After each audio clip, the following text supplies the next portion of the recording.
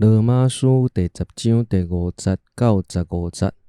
第5节，关系对靠律法得到的义，摩西有安尼写：守律法的人靠律法来活。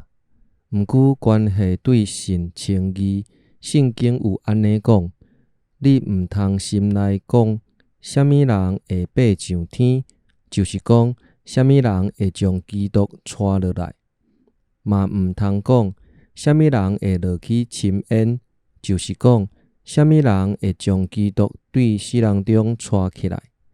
这个话到底啥物意思？意思是上帝的话甲你真近，伫你的喙里，伫你的心内。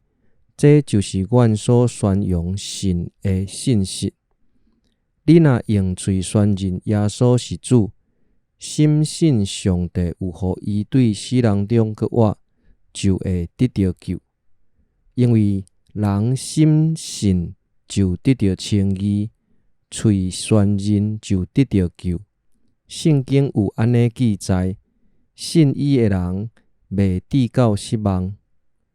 犹太人甲外邦人拢无差别，因为有共一位上帝是万民的主，伊会丰丰富富赐福予所有求叫伊的人，因为所有求叫主的名的人拢会得救。毋过因都无信伊，哪会求叫伊？都无听到，哪会信伊？都无人传，哪会听到？都无差派，哪会传？